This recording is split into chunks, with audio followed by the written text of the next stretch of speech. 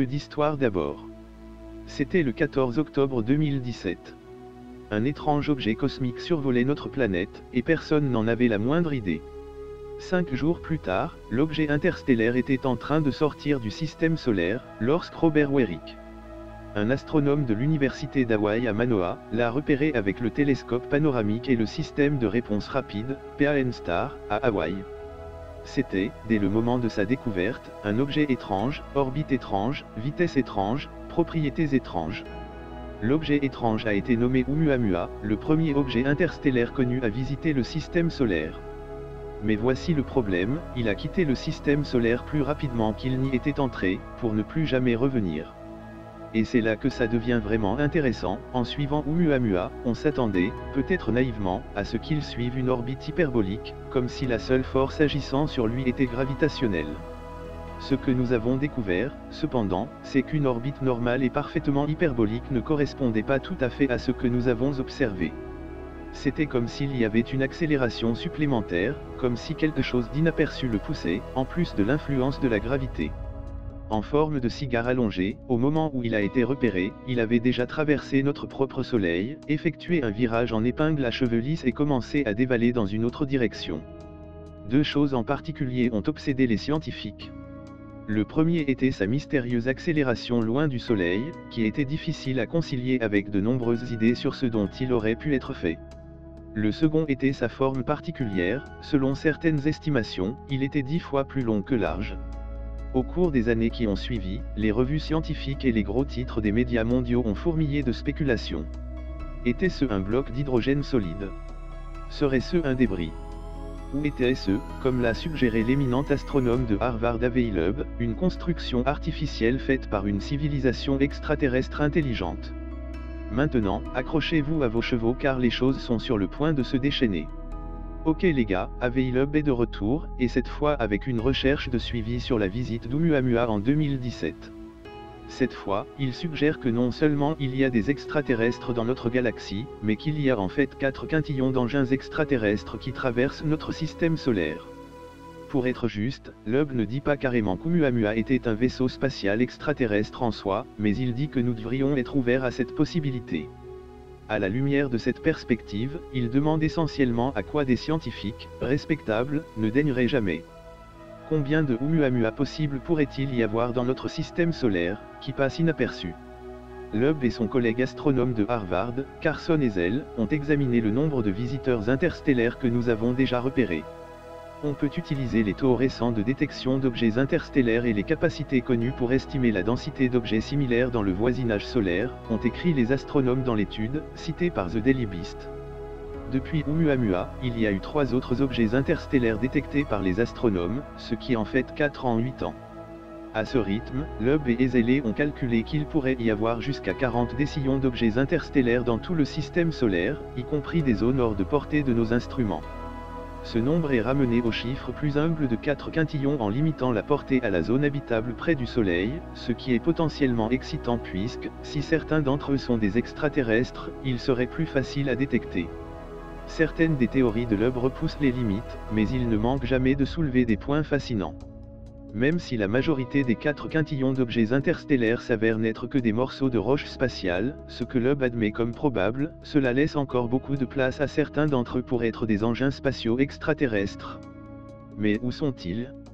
La première chose qui me vient à l'esprit est la ceinture de Kuiper, un espace froid, sombre et lointain dans le système solaire externe.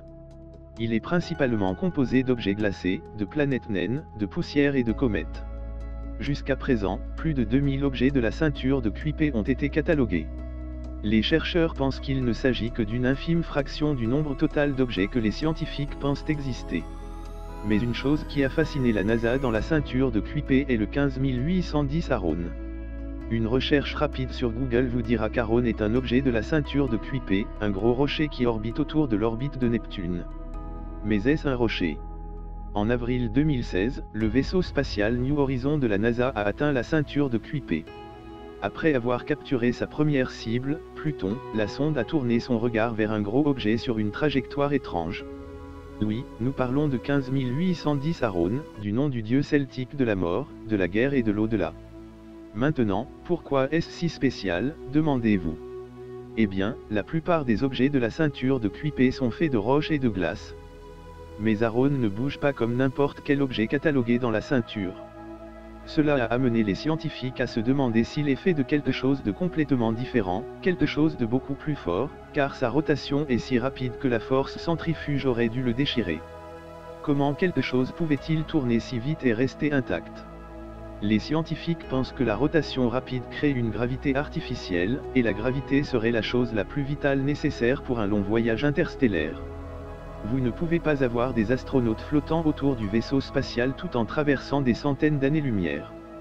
Cela a sondé le New Horizon pour examiner de plus près l'objet. Et c'est là que les choses deviennent étranges. Alors que la sonde essayait de voir de plus près, tout à coup, tous ses senseurs se sont éteints, les transmissions ont été coupées. C'était comme si quelqu'un surveillait notre présence, quelqu'un ou quelque chose qui ne voulait pas que nous le sachions.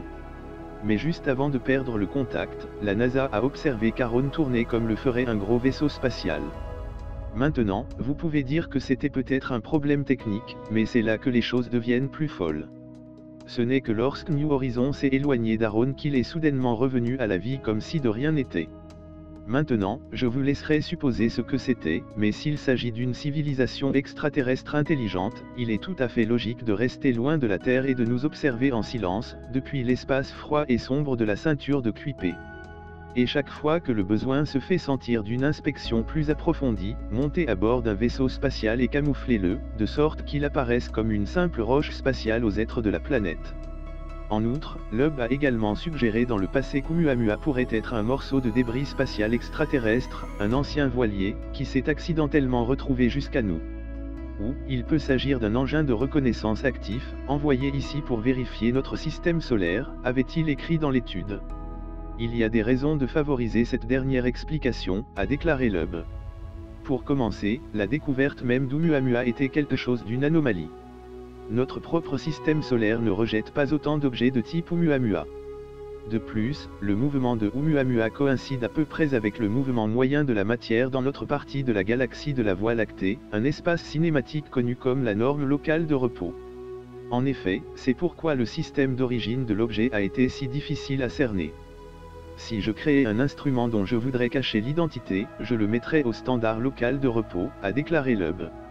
Les astronomes ont utilisé le télescope Green Bank en Virginie occidentale et le réseau de télescopes Allen en Californie du Nord pour écouter les éventuels pings provenant de Oumuamua. À ce jour, l'objet est resté silencieux. Qu'en pensez-vous? Pensez-vous qu'Avi Loeb est allé trop loin cette fois? Ou est-il en avance dans le jeu? Laissez vos commentaires pour nous le faire savoir, et n'oubliez pas de vous abonner.